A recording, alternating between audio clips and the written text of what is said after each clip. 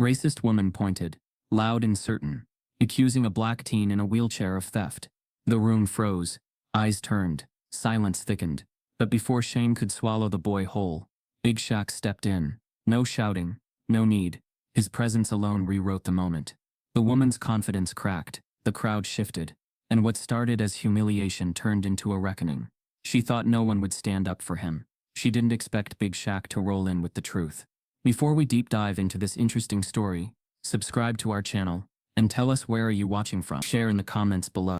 On a clear spring morning in Oak Ridge, the air carried the scent of cut grass and honeysuckle, the kind that clung to the air just long enough to suggest everything was fine.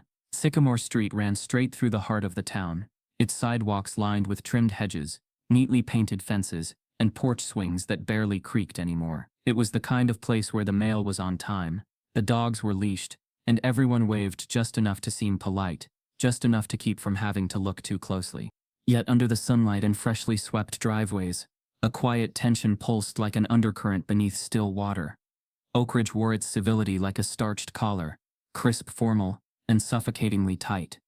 People didn't shout about race here, not openly, but the divide was there, in the way grocery store clerks watched one kid longer than another, in the way the neighborhood association sent more warning letters to houses on one side of the park than the other.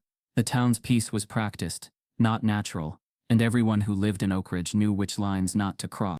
At 16, Zion Carter had grown up navigating those lines, with the quiet agility of someone who had learned early that survival often meant stillness.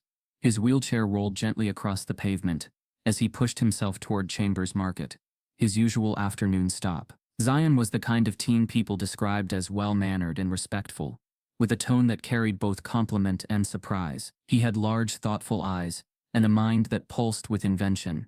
He loved coding, architecture, and sketching blueprints of buildings he dreamed of designing one day. His injury, the result of a childhood car accident, hadn't dulled his spirit, only shifted the way he moved through the world. But here on Sycamore Street, his presence was always marked.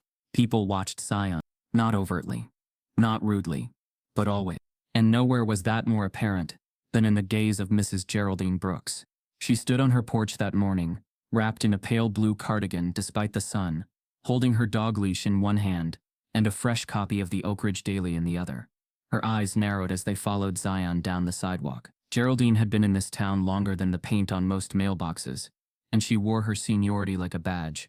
She had a voice that cut through walls and a smile that rarely reached her eyes. Folks said she was the kind of neighbor who always meant well, though no one could quite explain what that meant when her complaints always seemed to target the same families over and over again. Geraldine called it being vigilant. Others called it something else entirely. She watched Zion pause at the corner where the sidewalk met a broken patch of curb, one of the few cracks in the neighborhood's perfect shell. He maneuvered around it with practiced ease, eyes fixed on the small store across the street. Chambers Market was quiet, as usual. Zion liked it that way. It wasn't like the big box stores where people stared too long or offered too much help. Here he could browse in peace, study the new tech accessories, maybe pick up a cold drink before heading home. As he entered, a soft bell above the door chimed. Inside, the air was cool and faintly smelled of lemon cleaner. The shelves stood neatly arranged, every can and box aligned like the town itself. No room for things out of place. Zion wheeled himself toward the back section, eyes lighting up at the sight of a new display stand of wireless headphones. He picked up a pair, turning it in his hands, reading the specs printed on the box. For a few moments, he forgot about eyes watching, about being noted. But from across the street, Geraldine hadn't looked away. She continued to stand there, brows knitted, mouth set in that familiar line of suspicion. To her there was no such thing as coincidence. A young black boy in a wheelchair hanging around the electronics section. Well, wasn't that just something to take note of? She pulled her phone from her cardigan pocket, just in case. Zion set the box back carefully. He wasn't buying today, just dreaming. He maneuvered around the aisle, grabbed a bottled drink from the fridge, and made his way toward the front counter. The clerk, a bored teenager named Reed, barely looked up as Zion paid. There were no alarms, no missing merchandise, just a receipt, a nod, and the whir of wheels over tile. Back outside, the sunlight felt a little warmer. Zion rolled onto the sidewalk, drink in hand, unaware that Geraldine had crossed the street and slipped inside the store just moments behind him. That was the kind of neighborhood Oak Ridge was. Nothing ever exploded. It simmered. As Zion passed by a group of neighbors tending to a flower bed, they paused just long enough to register him. Some nodded, others smiled without speaking. And Geraldine, standing in the store now, was already beginning to describe what she saw to the manager. The accusation was soft, suggestive, carefully phrased. "I don't want to jump to conclusions," she said, though she'd already leapt. The store clerk checked the security feed. Nothing suspicious. But Geraldine pressed, her voice growing more insistent. She said she saw him holding something. Said she didn't see him put it back. She wasn't sure. But you never know these days. And so, without any raised voices or alarms, the seed was planted. Oak Ridge didn't shout. It whispered. Zion made it home, unaware that his afternoon would soon become the town's latest debate. The next flashpoint in a community too proud to call itself racist, but too blind to see the patterns in its own behavior. The stillness of Sycamore Street remained. For now, lawn sprinklers clicked to life. The breeze stirred the wind chimes. The neighborhood slept in its illusion of peace. But under that surface, just below the humming of porch fans and newspaper pages turning, something had shifted. It would take less than 24 hours for that shift to become a storm. And when it came, it would not arrive with fists or fire. It would come with assumptions. With a camera, with a name that carried the weight of justice and the memory of 1,000 unseen wounds. Zion Carter, the quiet teen in the wheelchair, would find himself at the center of a storm he didn't ask for. And Big Shaq? He was already on the other end of it, watching the clouds gather. The sliding glass door to Chambers Market hummed open, and Zion Carter rolled inside with the ease of a practiced regular. The familiar bell overhead chimed his arrival. It was a small, family-run place hung with fluorescent lights and the scent of ground coffee and fresh pastries. Nothing fancy. Just enough comfort that locals liked to say it felt like an extension of home. For Zion, it was a safe space amid the simmering tensions of Oak Ridge, a place where he could browse without the glare of judgment. Until today, he steered his wheelchair toward the back aisle, passing snacks and soda, until he reached the electronics corner. A new stand full of wireless headphones caught his attention immediately. It stood out in this corner store like a gem in dust. Zion's eyes lit up. He reached for a sleek black set with padded ear cups and brushed text that hinted at studio sound quality. He turned it in his hands, inspecting build, padding, and brand reputation, all in his head. He considered the price tag and debated with himself for a moment. Did he want to invest or just fantasize? He hadn't come to buy. He came to think. Houses in Oak Ridge demanded enough weight from him. He gave the headphones a thankful glance and replaced them carefully, flat side down, with the barcode facing outward. He then picked up a cold bottled lemonade, checked the label, and made his way toward the front. Behind him, a pair of eyes watched from the aisle's end. Geraldine Brooks. She stood motionless by the chips rack, coat buttoned and handbag clutched, posture rigid. Her lips were pursed, and her gaze remained fixed on Zion. To her, the kid in the wheelchair poking around electronics in her neighborhood store triggered something fierce in her, an affront to the neat order she'd come to expect. Not terrible, just suspicious. Zion proceeded to the register.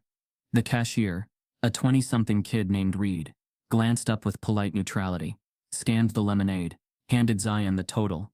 Zion paid with a crisp bill, and collected his receipt. Outside, the sun was bright, an ordinary day. He rolled out. Geraldine followed, not outside but inside. She tucked her phone in her pocket and made her way toward the manager's office at the back. Her shoes clicked quietly on the tiled floor. She reached the counter, where a middle-aged man, Mr. Chambers himself, stood sorting receipts. Geraldine pressed her lips together, then leaned forward like she had something vital to share. "Excuse me," she said, voice calm but firm. "I'd like to speak privately." He nodded and stepped inside his office. As she took a seat across the desk, she crossed her legs and unfolded her posture like a judge preparing the jury's verdict. Meanwhile, outside the store, Zion wheeled himself to the curb. He took a sip of lemonade, wiped sweat from his brow. The sun was relentless. He glanced at the store, trying to push the conversation from his mind. The conversation he hadn't known was happening. It was suburban life, minute slow, almost unnoticed, until it isn't. Back inside, Geraldine spoke softly, recounting what she claimed she saw. No shouting, no threats, just a well-rehearsed tale. "I saw him pick up the headphones," she said. He examined them, and I didn't see him put them back properly. I didn't see the box in his hands, and when he left it wasn't in its spot. Mr. Chambers listened, expression neutral. You're saying you think he stole it? Geraldine nodded. Firm. It's possible. She let the suggestion hang. The pause was filled with the hum of refrigerators and muffled radio playing on the overhead speakers. He leaned back. We're going to review surveillance. No decisions until then. Geraldine smiled politely, red face hidden behind polite curves. Outside, Zion made his way back to his house. Oblivious. His lemonade gone, receipt tucked in his pocket like a shield. He thought about his codes, his homework waiting on the kitchen table. Maybe he'd spend the afternoon working on that app he'd been drafting. He wheeled past neighbors, one couple digging in their garden, another chatting by a mailbox. They glanced at him, nodded, smiled politely. Some held their gaze a beat too long. He shrugged it off. Normal. Inside the store, Mr. Chambers replayed camera footage. Geraldine hovered. Zion approaches. Display. Picks headphone box. Examines, and then returns it gently. No theft. No wrongdoing. Still, Geraldine's fingers tapped the desk. He paused the footage when Zion walked away, but the headphone set was empty for a moment. Brief, ambiguous. Maybe he grabbed another pair, Geraldine suggested. Mr. Chambers sighed. He rewound. No missing box. Everything settled back on the stand. He pressed stop. Ma'am, there's nothing to suggest theft. He met her eyes. We'll let it go unless you have more evidence. But Geraldine's lips tightened. She stood. Voices rose. Inside her, suspicion. Entitlement. She wasn't satisfied. I just don't want things like this happening here, she said, heading toward the door. I expect you to pay attention. Zion, meanwhile, made it home, pushed through the yard gate, and glanced at the sliding door. Inside, his mother listened for sounds of his arrival. He felt safe behind their painted white fence. The gate closed behind him, with a click. He wheeled in, closed the door. Afternoon sunlight warmed the living room. Unseen to him, a man in a suit from Chambers Market stepped in a back entrance to speak with the manager. A hush of voices passed through. Zion flopped against the couch, placed the receipt on the coffee table. There'd be no charges, no arrests, he assumed. He sank into homework. He didn't know that from that moment on, whispers would sift through Oak Ridge, the kind that travel on breath, not paper, the kind that don't need proof to feel heavy. In the following hours, a shortage of evidence didn't stop Geraldine. She took her claim to neighbors at the block party, across the street. She told them Zion had stuff hidden in his backpack. She didn't mention the lemonade receipt. Why expose herself to scrutiny? She fed her suspicion to anyone who'd listen. By evening, narrow conversations spread. Did you hear about that kid who tried to steal? Well, she said she saw it. Some dismissed it. Others stewed, unease filling tiny corners of living rooms. Zion's name flipped through gossip threads. Private texts, faces at church murmured. When Zion finally got to sleep, he thought, tomorrow's Thursday. I'll see friends. I'll work on that code. Maybe I'll go back to Chambers for real headphones next week. He did not think he'd be the subject of town talk. Next morning, he woke to the sound of lawnmowers and a dismissive clatter of news vans at the end of the street. Blue and red lights flashed through the blinds. He rolled to the window. Cameras pointed at his house. A banner scrolled across the local station. Teen suspected in theft at Chambers Market. Zion's heart dropped. He rolled to the living room as his mother came in, face tight with worry. They're outside, she whispered. He looked past her. Cameras, reporters, microphones. Mrs. Brooks stood on the corner, answering questions. She used calm tones. She said she had reason to believe Zion had stolen. She insisted the footage needed review. And all the while Zion watched from inside, helpless, as a small act of browsing became the trigger for a brewing storm. The store manager stepped before the cameras and said they were investigating. No evidence existed. But the words sounded hollow. Tension cracked in the air, feeding on expectation. Zion swallowed bile, hurt worse than anything he'd ever felt. He wasn't just labeled a thief, he was labeled a danger. The comfortable suburban painting had chipped away. Today, the silent fault lines reappeared under the bright sun. Oak Ridge had spoken. Zion, though, did not speak. He didn't burst out. He didn't break.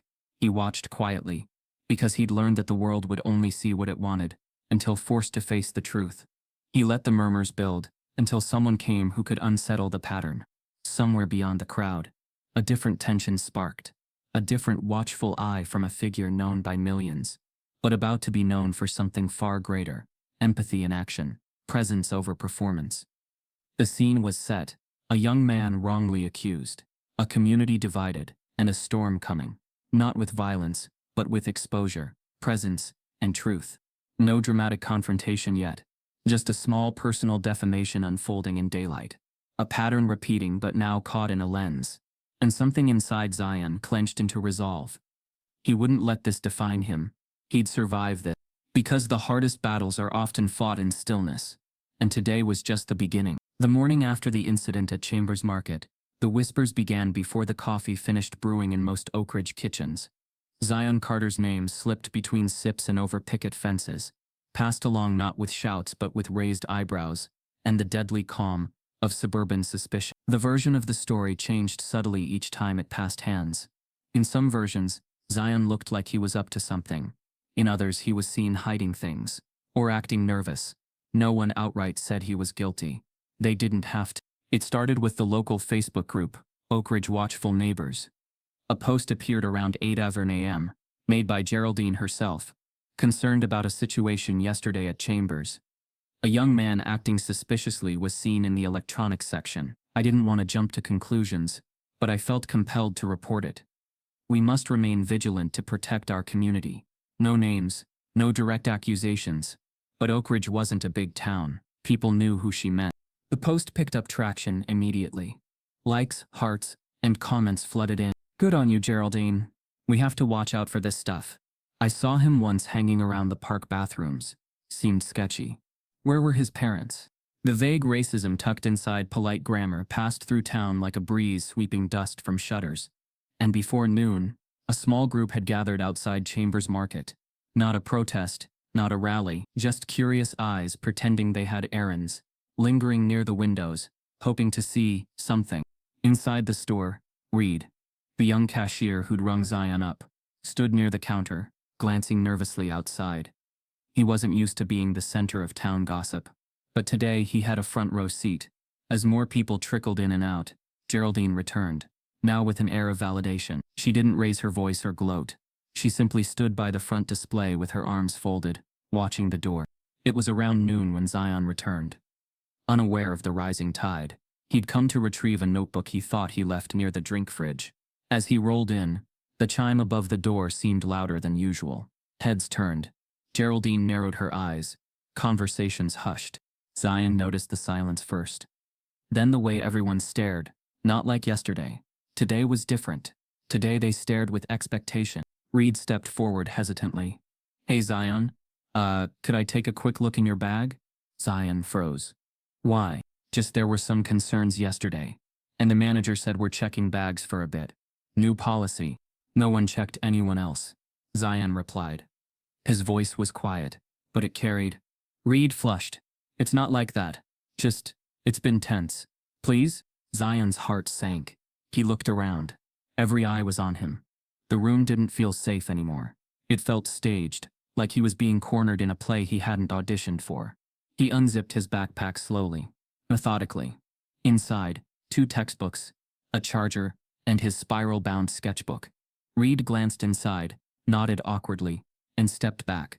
You're good, he said. But the room didn't ease. No one smiled. The air stayed tense. Zion zipped the bag, gripped his wheels, and turned. He didn't find his notebook. He didn't care anymore. But just as he reached the door, a phone lifted from the crowd. A local blogger, Jason Hill, who ran the Oak Ridge Real Talk channel, was already recording. Caught live at Chambers, he whispered to the lens. No arrest, but the vibes are weird. Whole store froze up. Kid didn't even argue. The video, barely 30 seconds, made it online by 12:45 p.m. By 1:30, it had 12,000 views. By 2:00 p.m., it had reached Twitter. People didn't know Zion, but they knew what they saw. A quiet black teen being made to open his backpack, alone, under pressure.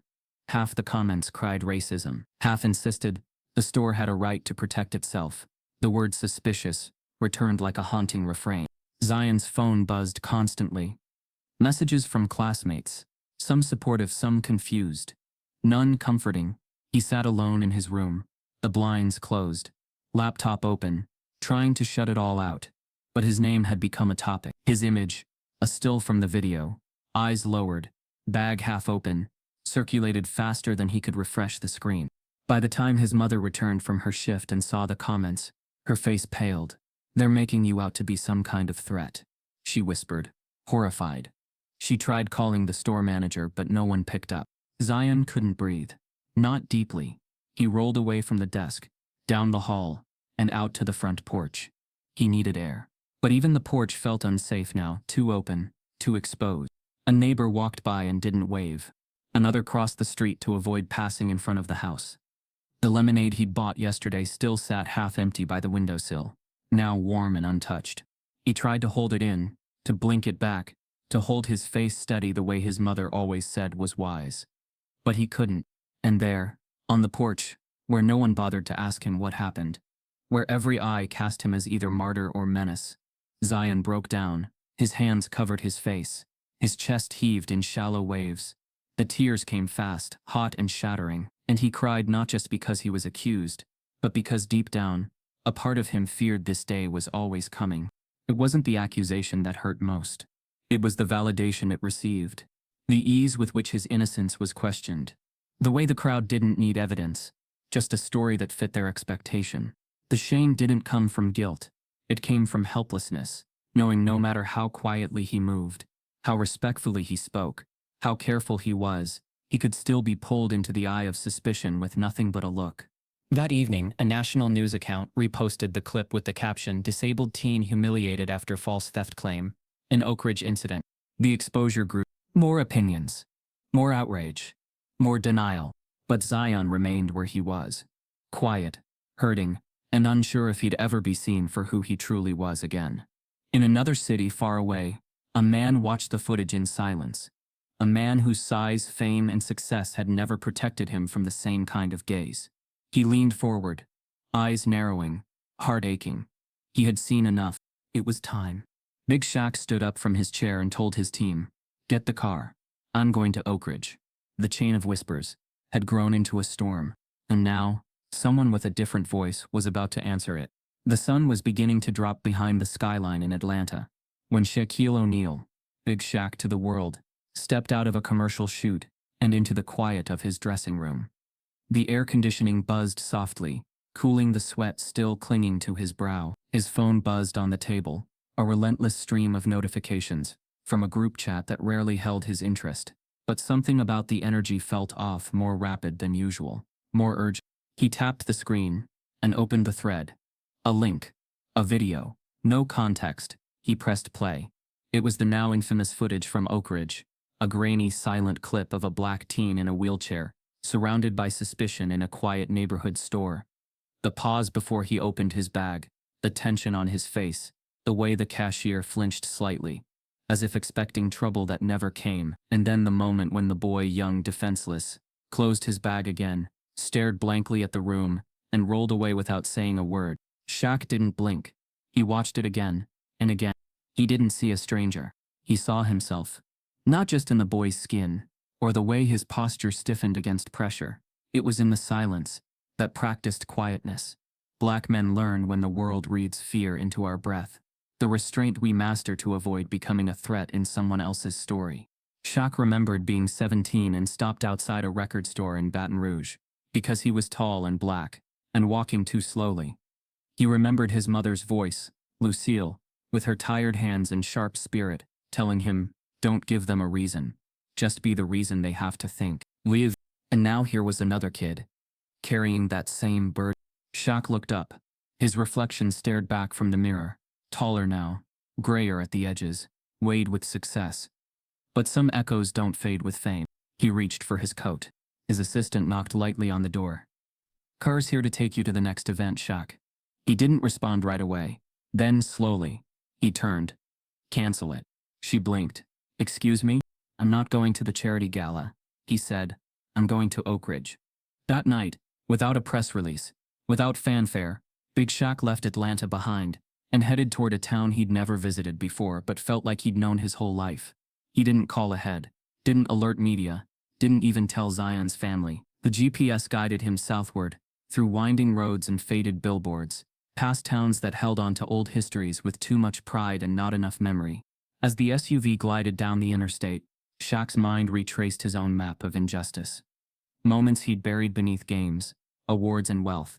He remembered a high school coach who told him not to speak too boldly at interviews, lest he sound too aggressive. He remembered being benched at a college game after an alumni donor accused him of intimidating his daughter, just by walking past her dorm. He remembered the countless boys he'd mentored who couldn't finish college, because they got tired of being followed, watched, doubted. And now this. Zion Carter. A boy in a wheelchair, being accused without proof, with only a glance, because that's all it ever took in towns like Oak Ridge. As the hours passed, and the road narrowed, the news on his radio began echoing the same story. The clip had gone national. Half the country was furious. Half was defensive. The store had issued a statement. Geraldine Brooks had declined to comment. And Zion's family had refused interviews. Shaq respected that silence. It meant they were protecting him. But now it was his turn. By the time he pulled into Sycamore Street, dawn had not yet broken, but the first threads of blue were teasing the horizon. The street looked like every other southern neighborhood, neatly trimmed, carefully painted, falsely calm. He parked by the curb, turned off the engine, and sat for a long moment. Then he stepped out. Even in early light, his presence was unmistakable. The size of him, the stillness. His hoodie read, "Truth is Power," an old campaign he'd supported for inner-city schools. He didn't bring a camera crew, no PR agent, just himself. Sycamore Street was asleep. He walked to the corner, took in the air, and quietly made his way to Zion's house. No knock, no theatrics. He just stood across the street, looking at the porch where the boy had cried. And for the first time in a long time, Shaq didn't feel like a celebrity. He felt like a witness. Behind one of the windows, a curtain moved slightly. A woman, Zion's mother, peered out. Her face showed equal parts surprise and disbelief. She opened the door slowly, stepped onto the porch wrapped in a faded robe. Shaq didn't say anything. She didn't either. Not at first. Then she nodded. Just once. It was enough. He crossed the street and climbed the porch steps. Inside, Zion was already awake. He had barely slept. His mother led Shaq in, like she was walking a pastor to the altar. When Zion looked up and saw the man standing in the doorway, his eyes widened, but he didn't smile. He just stared. Because when the world calls you a thief, even the heroes who show up afterward feel like part of a story you didn't write. Shaq walked over, crouched beside him, not towering, not preaching, just present. "I saw the video," he said softly. Zion nodded, lips trembling. "You didn't do anything wrong," Shaq continued. Zion's voice was a whisper. "They think I did." Shaq leaned closer. "They always will. Until someone louder tells them otherwise." And with that, the giant sat beside the boy. Not to speak for him, but to stand with him. Outside, the sun crept higher. Sycamore Street was waking up. And before long everyone would know. Big Shaq had arrived. And he wasn't leaving until the echo had been answered. Shaquille O'Neal, Big Shaq to the world, stepped through the boundary of Oak Ridge, with the weight of intention behind each stride. Cameras from local news crews clustered near the corner of Sycamore Street, their lenses pointed toward the small house where the story had begun. Neighborhood onlookers lined the sidewalks, eyes wide, phones held high. In their midst, Geraldine Brooks stood with her husband, their lips forming a straight line, watching, waiting. A silent hush fell over the block at the sight of him. Shaq's SUV rolled to a slow stop, its tires rolling over a crack in the asphalt that mirrored the fissures running through the community. He slid out, tall and broad. He filled the street with his presence. Before a foot even touched the ground, cameras swiveled, murmurings rose like rustling leaves. Still, he moved forward without rushing. No entourage, no security detail flaunting earpieces. Just one man walking into a storm of attention, an actor in a scene he intended to reshape. Reporters reached out with microphones. "Shaq, are you here for a press conference?" they shouted. "What do you want to say to Zion?" He didn't answer. Instead, he continued stepping down the sidewalk toward the house on Sycamore Street. The roar of the crowd followed, but he carried silence around him, like a shield. Neighbors trailed in his wake, unable to look away. Some whispered, some cried out his name. Cameras migrated with him. hungrily snapping footage of every square inch of his route. The customized hoodie, the soft steps, the unwavering gaze. Despite the media pileup, he didn't speak, he just walked. Sean Davis, a retired teacher and longtime Sycamore resident, stood near his lawnmower. He lowered the handle when Shaq passed, stood quietly by, watching. He's just walking down our street. No show, no showboat. Sean said to his wife later, his voice equal parts confusion and amazement. Just walking, being there. Every stride resonated with resolve. And when Shaq reached the porch where Zion and his mother waited, the world seemed to hold its breath. The porch itself was small white-painted wood, chipped at the corners, humming with quiet dignity. Zion sat in his wheelchair in the middle of it. His mother stood behind him, hands folded. Between them, a pause unsettled even the cameras. Shaq walked up the porch steps, each foot planted gently, as if mindful not to disturb more than air. Zion watched him climb. The cameras clicked. A hush fell. Shaq sat. He didn't lean in. He didn't offer a speech. He simply sat beside the boy, body angled toward him as though the house itself were alive and breathing in shared grief. Zion's mother watched, her expression unreadable. Shaq's presence said more than any words could. I'm here. I see you. The crowd on the sidewalk pressed closer. Microphones hovered at the edge of the porch. Voices muttered. Phones recorded. Every click of a shutter echoed in the neighborhood that had watched a boy's innocence unravel. But in that moment, the cameras felt intrusive. Too bright. Too loud. Nothing Shaq did shifted that. He looked forward still. He looked back at Zion. His face was calm, strong, but not angry. It was calm strength, the kind people find in someone they trust to stand between them and everything they fear. An elderly neighbor, Mrs. Peterson, peeked around the corner of her garden, wiping her eyes. A teenager across the street hid behind a fence, mouth open in awe.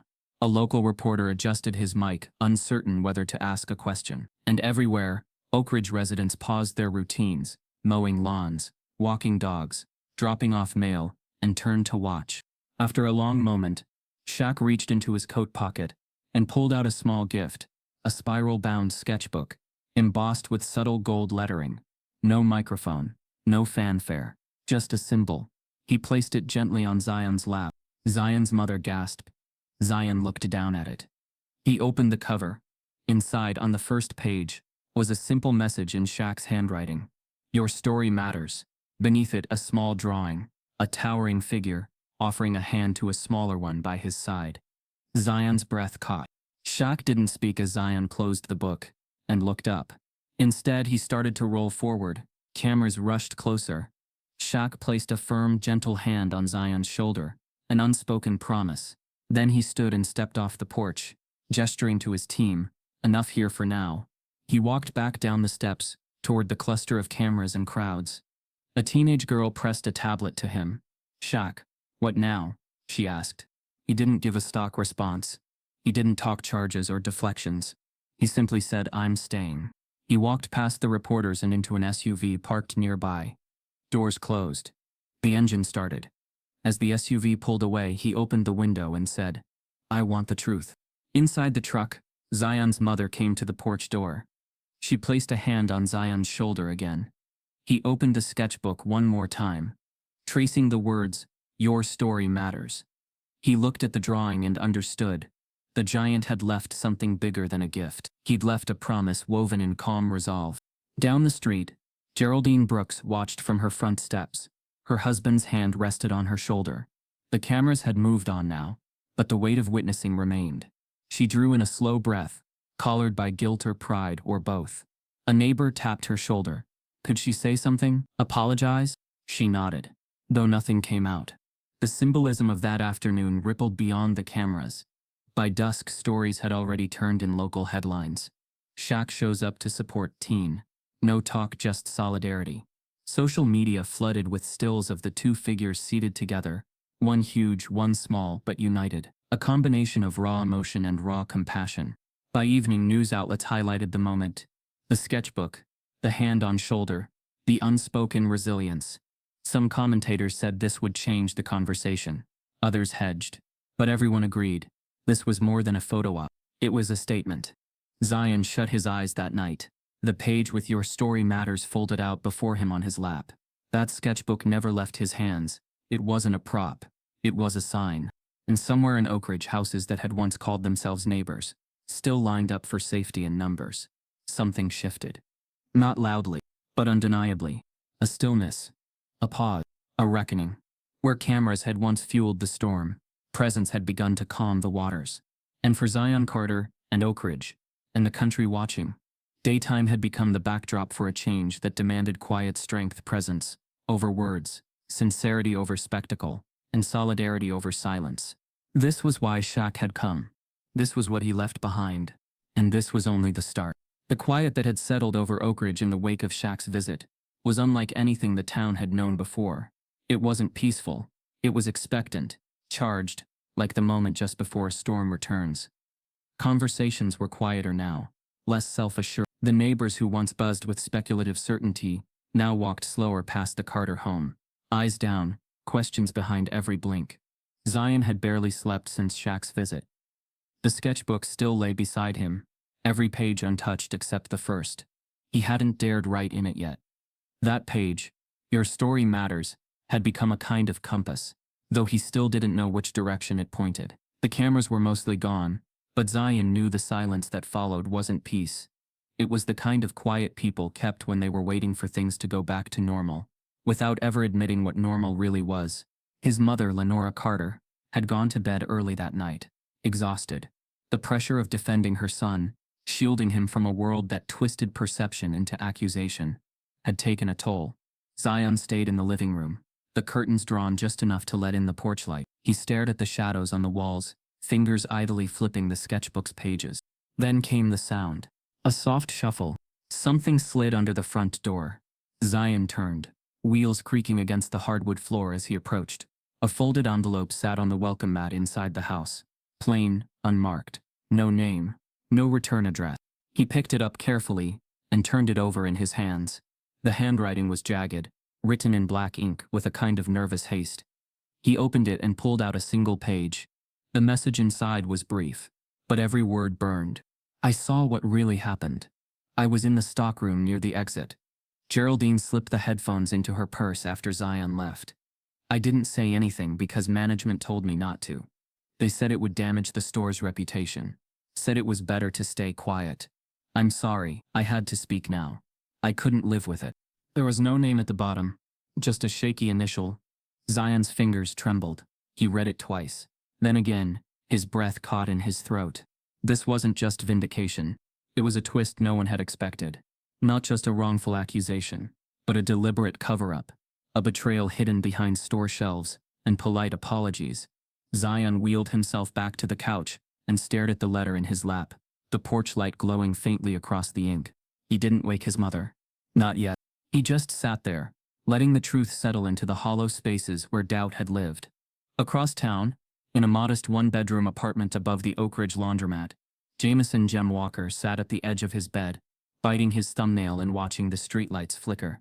Jem had worked at Chambers Market for 8 years, mostly overnight shifts, restocking shelves and mopping aisles. He knew the building better than its owner, and he'd seen Geraldine walk out that night with something bulky tucked under her purse. He hadn't thought much of it at first, not until the buzz started, not until the store manager pulled him aside, leaned in close and told him, "You didn't see anything." That was when the guilt started. He'd kept quiet because he had bills, because he was barely hanging on, because the store promised it would all blow over. But it hadn't. It had spread like wildfire. Jem watched the internet tear Zion apart, watched Shaq show up in person to defend him, and still Jem had said nothing. Until tonight. Back on Sycamore Street, dawn was just brushing the rooftops with pale gray when Zion finally woke his mother. He held the letter out to her with both hands. She read it once. Her face changed only slightly, but behind the calm, something ancient and powerful stirred. A mother's fury, silent and measured. She didn't cry. She didn't shout. She folded the letter again, set it on the counter, and picked up her phone. At 7:15 a.m., the story broke again. This time, not on social media, but in an email sent to the local news station by an anonymous source. The scanned letter was attached. Within minutes, the segment aired on the early morning broadcast. The town watched, wide-eyed, as the reporter read the contents word for word. Zion's name was cleared in black and white. The store, in response, issued a brief, careful statement. We are conducting an internal review. Any implications of impropriety will be addressed fully and transparently. But it was too late. The damage had been done, and the truth had split the town open. Reporters returned. Neighbors gathered again. This time, the whispers weren't about Zion. They were about Geraldine Brooks. People began asking, why would she lie? And worse, why would a store cover it up? Some neighbors demanded accountability. Others tried to excuse her behavior, said maybe she was confused, worried, trying to do the right thing, but the excuses sounded thin now, stretched to breaking. Even those who had once given her the benefit of the doubt were shaking. Shaq, still staying in Oak Ridge quietly, refused interviews, but he walked Zion to the corner store the next morning, in broad daylight. They didn't buy anything. They just stood there, side by side, until everyone watching understood that this wasn't over. Zion's reputation had been stained, and a note couldn't wash that away, but it was a beginning. By noon, Geraldine Brooks had left her house, not escorted by police, not in handcuffs, but pale and grim, avoiding the eyes of everyone she passed. A neighbor asked if she would apologize. She didn't respond. Zion, meanwhile, returned to his porch with the sketchbook in hand. This time, he opened to the second page, and he began to draw, no longer hiding, because someone had finally said the words that mattered. I saw what really happened, and now the whole world had seen it too. Late in the afternoon, beneath the sun beginning its descent, Oak Ridge's central town square filled with folding chairs arranged in a large circle. The gazebo at its center, usually home to friendly summer concerts, now stood quiet, its speakers muted. Faded bunting fluttered overhead. People arrived slowly, drawn by murmurings and curiosity. They came in pairs, families, individuals, mixing longtime residents, reporters and a few newer faces, who had seen Shaq's visit on screens. At one end of the circle, Shaquille Big Shaq O'Neal stood beside Zion Carter. Their presence altered the atmosphere, not protest but sober attention. The energy in the square was something unfamiliar. It wasn't anger. Exactly. It was accountability. A collective exhale after held breath. Round the circle, people took their seats. Geraldine Brooks arrived, resolute. She strode in pairs at first, head high, lips pressed. She glanced at Zion, whose face remained calm but fixed. She found a seat directly across from him. A hush fell before the circle began. Shaq spoke softly, deliberately. This isn't about me. It's about truth. He gestured to Zion. It's about his story being told. Inside his deep calm, there was conviction, expectation even, that this forum would do something more important than media coverage. It would do honesty. Zion shifted forward. He held the folded note from the janitor. Its paper had yellowed edges. He cleared his throat, voice steady. For a moment it faltered. He closed his eyes, recalling how heavy the words had felt when he first read them. Then he opened and began. I want to say what this letter says. He started. It says that I was blamed for something I didn't do. It says someone saw the real moment when Mrs. Brooks slipped the headphones into her purse. He paused, scanning the circle. It says the store knew, but they stayed quiet. They said it would damage their reputation. His voice cracked. He swallowed.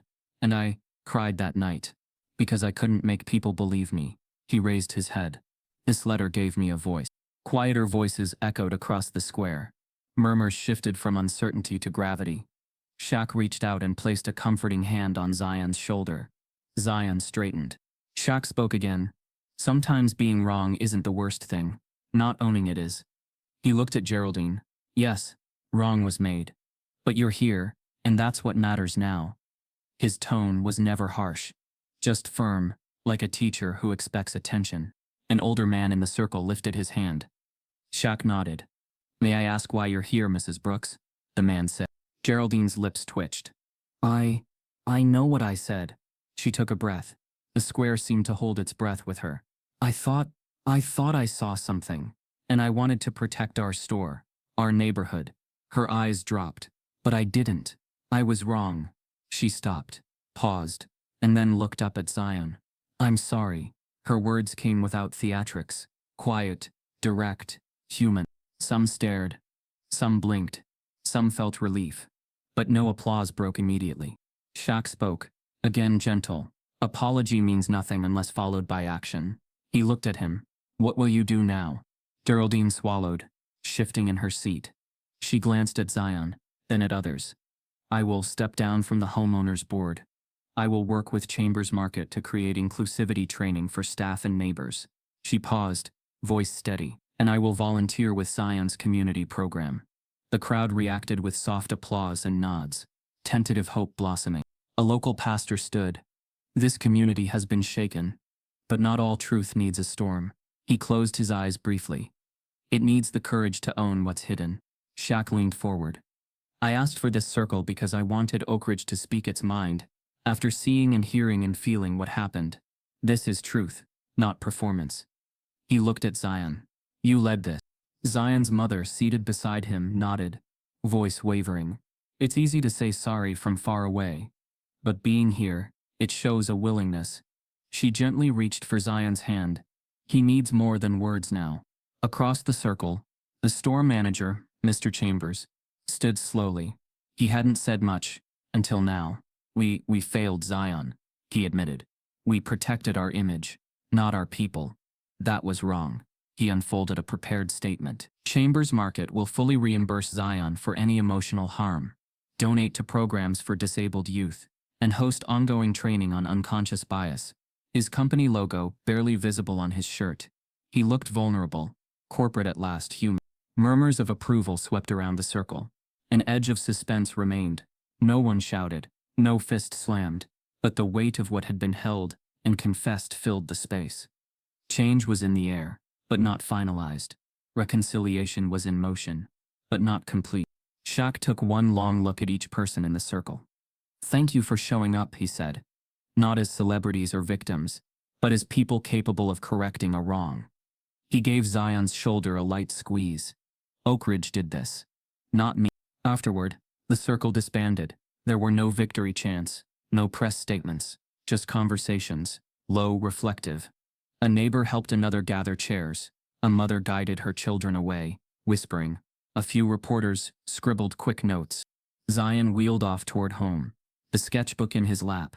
On the cover now, alongside his own drawings, was the folded letter from Jem.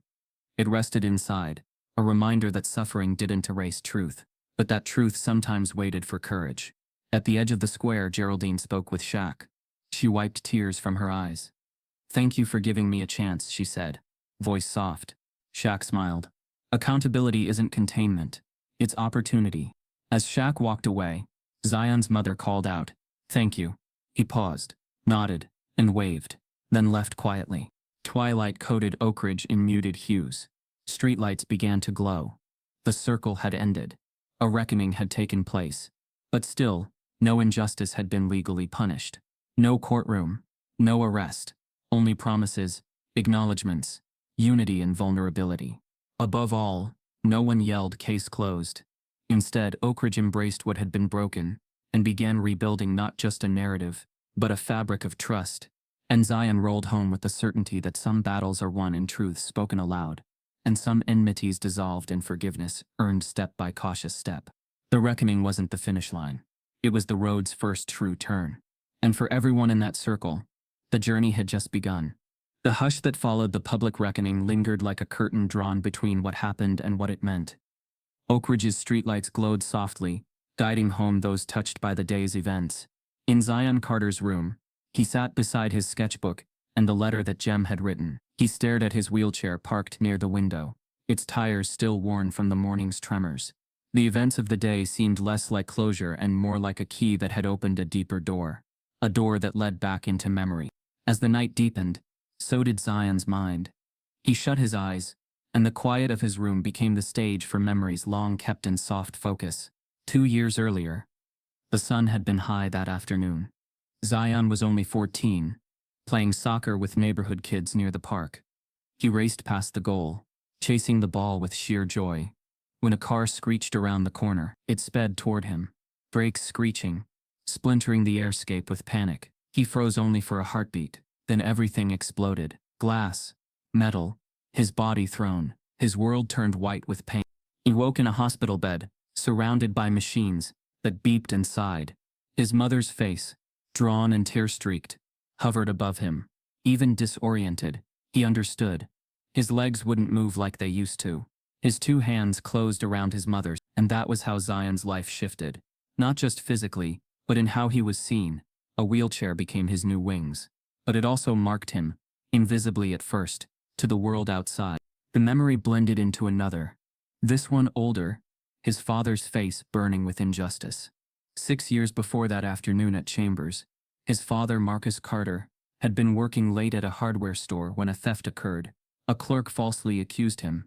A white customer backed the claim. Marcus was escorted out in handcuffs. News trucks followed. Photos splashed across the local paper. His father knew he hadn't taken anything. But the world didn't care. Not until evidence cleared him days later, after lawyers and phone calls and smashed reputation. That disgrace had forced the family to retreat, emotionally, socially, into a smaller circle. Neighborhood barbecues faded into polite nods across driveways. Invitations stopped. Silent walls grew between them and others. The family didn't speak of it much, but its shadow lingered in Zion's mind like a cracked foundation. Gigantic oak ridge trees swayed outside his window, their branches lit by moonlight. Zion traced the scars in his mind. The crash, his father's trial, the withdrawal, and tonight's incident, all linked by the same invisible thread. Assumptions made not on evidence but on who they were. He inhaled, closing the sketchbook. He felt unrest, a sense of knowing that truth had only scraped the surface of deeper scars. His life and his father's had been shaped by moments when someone believed what they thought, instead of what they knew. Meanwhile, across town, Shaquille O'Neal sat in a small study room at the local church hosting the community circle's aftermath. He flipped through a framed photo on the table. His mother, Lucille O'Neal, smiling in a worn dress, younger than he'd ever thought her. Vibrant. He remembered what she whispered when he was a child. You must work twice as hard, behave twice as better, speak half as loud, but don't ever stop striving. She'd stood between him and prejudice, armed with humility, grace, and pride. Shaq closed his eyes. That strength she gave him had carried him through locker room gossip, college interviews, contract negotiations, and now this. But this felt different. The wounds ran deeper across generations. He opened his eyes. Silence hung in the church room. Shaq scribbled a note on a blank page in his notebook. Wounds echo across time. Healing begins with truth. He underlined the word begins twice. Bringing the focus back across the street, Zion's mother, Lenora, folded laundry and paused over a shirt she'd once married in. She stopped at the crease by the pocket, touching it gently. Her heart remembered how proud they had been before towns swallowed them whole. She thought of how words had been weaponized against them, anger hidden beneath phrases like concern and community safety. She held the shirt over her heart and decided tomorrow she'd walk outside with the letter, with Zion, and demand their story be part of Oak Ridge's history. The night deepened still. Zion drifted into uneasy sleep, memories and possibilities weaving through his dreams. His wheelchair stood beside the bed, now more a throne than a tool, an emblem of who he was and the journey before him. The next morning, light danced across the square stones of Oak Ridge's center. Neighbors began returning, some filled with quiet gratitude that truth had been acknowledged, others carrying tentative trust in a community they thought they knew.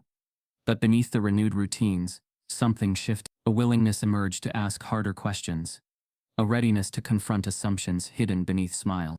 Zion wheeled to the square, sketchbook in lap. By his side, his mother walked with determined steps. Shaq joined them walking behind, nodding as they passed. A few people paused their morning errands, greeting them with soft smiles. Before cameras returned, Zion approached the gazebo stage. He tapped a small microphone Shaq had arranged, never for spectacle, but so their voices would carry across the town they hoped to uplift. He removed the spiral-bound sketchbook. Inside, he flipped past the first page. Then he paused and spoke.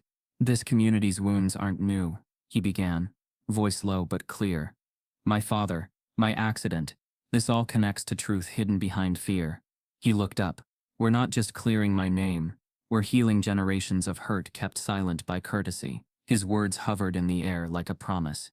Shaq stepped forward, hand on Zion's shoulder. Healing doesn't come from words alone, he said. It comes from recognizing the past, acknowledging the pain it caused, and choosing a different path. Oak Ridge residents watched silently, some nodding, some moist-eyed.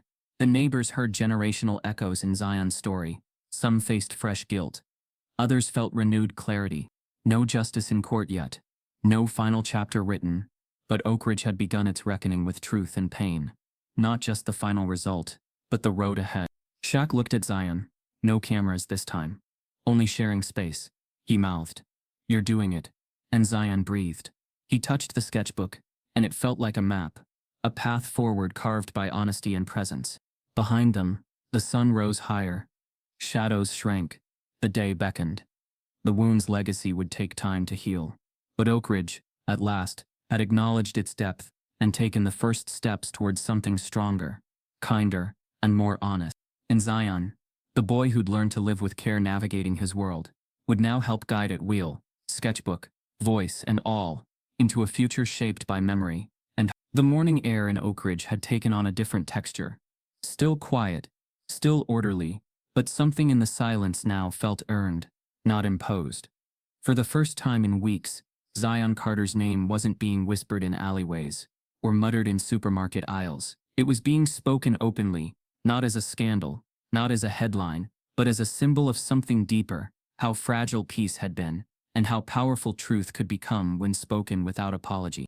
But truth, Zion had learned, did not sweep pain away. It didn't undo suspicion, or cleanse the awkward tension when neighbors made eye contact across fences. Justice, if it came, was always messier in real life than in stories. And redemption, real redemption, never arrived clean. Geraldine Brooks didn't vanish from Oak Ridge. She remained a presence, just one with less power. A week after the community circle, she issued a statement through a local columnist. "I have stepped down from the Oak Ridge Homeowners Association. I believe my presence now only divides a community I once worked to protect. I hope in time my apology will stand for something more than guilt. Perhaps humility." The letter wasn't celebrated, but neither was it dismissed. People read it, set it down, and moved on with their day wiser. Perhaps, but not all forgiving.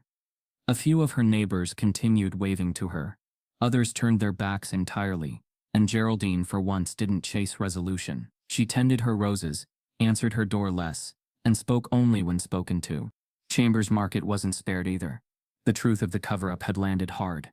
Locals began shopping elsewhere. Sales dipped. The manager issued a new statement. They would be closing for 2 weeks to reevaluate policies and retrain staff. In the windows a sign read, "We acknowledge our failure. We will do better." But Zion never returned. In the middle of it all, Zion received a letter, this one from the State Equity Commission. He had been nominated to speak at a statewide youth equity forum in Atlanta. The email praised his strength, his composure, his ability to spark change. "Your voice," it read, "has already changed your town. Let it inspire a broader audience." But Zion didn't feel like a symbol. He didn't feel like a leader. He still felt like a boy who had just wanted to browse a pair of headphones without being accused.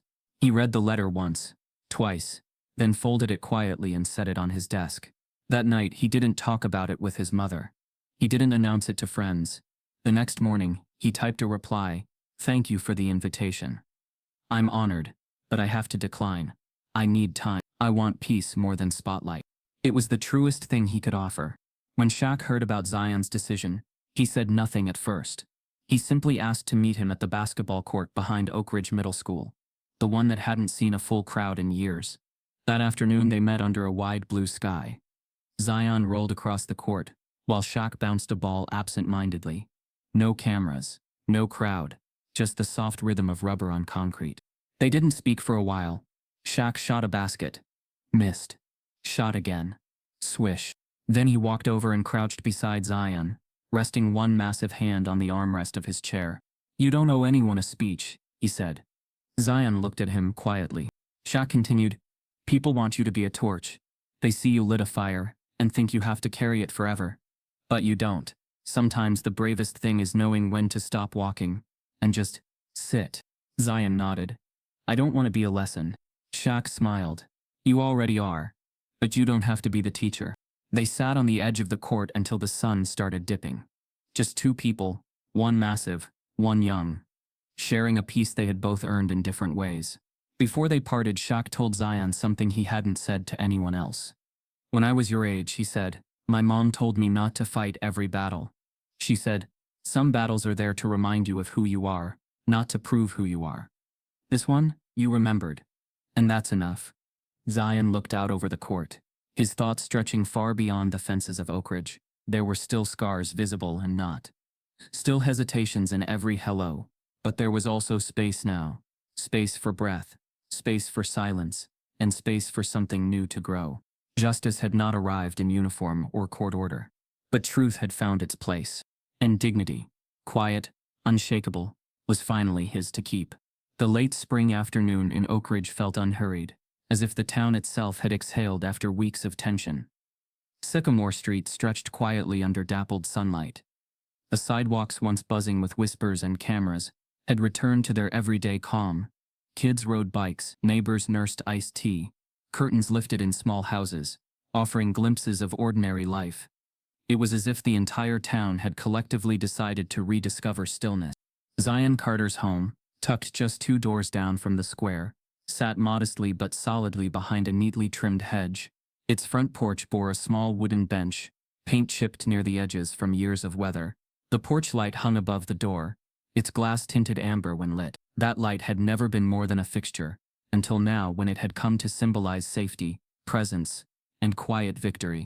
Inside, Zion cleaned up after a day at the community center. He'd spent the last few weeks volunteering to teach coding to younger kids, something he'd only dreamed of doing before the incident. His wheelchair was parked just inside the door. He wiped down his laptop, closed it gently, and rolled toward the door, pausing to look at his reflection in the glass. He saw the boy who had faced accusation, who had carried a sketchbook of truth, who had found steadiness in the latest calm. He stepped outside as golden hour settled in. It felt like home. A few steps ahead, the community center's red brick sign read Oak Ridge Youth Learning Hub. He wheeled there every weekday after school, helping beginners write their first lines of code. Some days he sat on a low stool, modeling commands for a cluster of kids around a screen. Other days he listened as they debated project ideas. He didn't speak much, but his presence spoke volumes. Someone like them could lead without loudness. That afternoon he brought the kids outside instead, led them to a shaded patch of lawn by the center. They sat in a circle on blankets, asking him questions about life and tech and curiosity. He answered simply, keep trying, build something, don't let fear define your code. They listened, they nodded. Their interest was soft and steady, the same way the porch light would be later. Afterward, Zion packed up and headed home. He passed the center's fields where tennis balls bounced, and paths where families walked. He smiled at neighbors. Some greeted him, others simply nodded in passing. No tension remained, just recognition. By the time he reached home, sunset had softened the edges of light. The porch lamp flicked on automatically, casting a soft glow across the threshold. It was the last thing he noticed before a familiar rumble pulled his attention toward the street. Shaquille Big Shaq O'Neal's black SUV rolled slowly past. Zion watched it ease down Sycamore Street. Engine off, headlights dim, and then stopped 2 doors down. Shaq stepped out, wearing a simple shirt and slacks. No fanfare. He walked slowly toward Zion's house, hands clasped behind his back, eyes steady. Zion rolled to the porch steps as Shaq approached. The 2 men stood under the porch light, warm against the dusky sky. Quiet fell into place around them. One more for the story, Shaq said quietly. His low voice almost matched the evening's hush. Zion nodded. Yeah. Shaq trailed a finger along the porch railing. Looks different now, he said, nodding at the glow. It shone steady, illuminating Zion's definition of normal. Zion smiled, not at Shaq but at the light. It's mine now, he said. My mom installed a timer. It stays on all night. They stayed there for a long moment, listening to the crickets begin their evening chorus. The routine warmth from the lamp felt like acceptance, and that was more than Zion had expected when this whole journey began. Teaching those kids, Shaq said. That's powerful. Zion looked back at the house across the street, where Geraldine Brooks was stepping out of her car. She stopped at her own hedge, head bowed. She didn't look up. She didn't wave. She just stood quietly, watching from a distance. Not intrusive, respectful. Zion didn't smile at her. He didn't look away, either. He simply acknowledged her presence. In that moment, the victory wasn't over her. It was over what her accusation had threatened to take. His peace. Shaq watched Zion's eyes shift. You okay? Zion nodded. I am. Shaq said, you didn't need to stand tall. You gotta sit tall. Zion looked at him. That's the best kind. Shaq laughed softly. Straight truth. They turned their eyes back to the porch light. It glowed steady, like the roots of an oak. Quiet, firm, understated, life-sustaining. It's been weeks, Shaq said then, and this feels like something settled. Zion closed his eyes, taking in the moment. Not everything, but this, he gestured around. This is enough. They sat down together on the steps. Shaq settled on the bench. Zion rested in his chair. They didn't speak more. They didn't need to. The quiet comfort was enough. A neighborhood dog padded quietly, passed and paused in front of them. Sniffed the air, then continued. Lights glowed across the street. Evening breeze rustled magnolia leaves. The neighborhood returned to itself in real time. Shaq reached into his pocket and pulled out the now-worn sketchbook. He held it gently. Funny thing, he said, turning the pages to where Zion had begun. This book started with hurt, but look what it's built. Zion nodded. It's my story now. Shaq closed a page and handed the book back to him. Then let it build more. The two men sat under the porch light as the world slowed. No cameras, no audience, no speeches, just presence. Peace. After a while, Shaq stood. He gave Zion a nod. I gotta go. But this, he tapped the porch light. This stays. Zion nodded. I know. They shook hands. Shaq left the porch, walked to his SUV, and drove off slowly, headlights sweeping across the street. Zion watched until the taillights disappeared around a corner. He rolled inside. Behind him, the porch light shone steadily against the darkening sky. Later that night, Lenora Carter found Zion asleep at the top of the stairs, in his chair, the porch light still glowing. She carried him to bed, turned off the house lights, and came down to dim the porch switch. But she paused. She left it on. As she closed the door, the light illuminated the threshold, soft and steadfast. Zion's story had reached a powerful end. Not because every wound had vanished, or forgiveness had dawned fully, or justice had been served in courts, but because at the day's close, he could sit beneath a light that symbolized something rare. Hope without erase, peace without erasure, and the strength to stand tall quietly, with dignity, wherever he chose to be. On Sycamore Street, Oak Ridge found itself changed, not by trial, but by the enduring glow of one porch light and one boy who refused to stand up to injustice, yet stood unbroken all the same. If this story moved you, let it do more than echo. Let it spark something real. Share it with someone who needs to believe in quiet strength, in justice that listens, and in change that begins on a porch like Zion's. Keep watching. Keep questioning. And wherever you are, remember, sometimes the boldest stand is choosing to sit, stay, and speak the truth.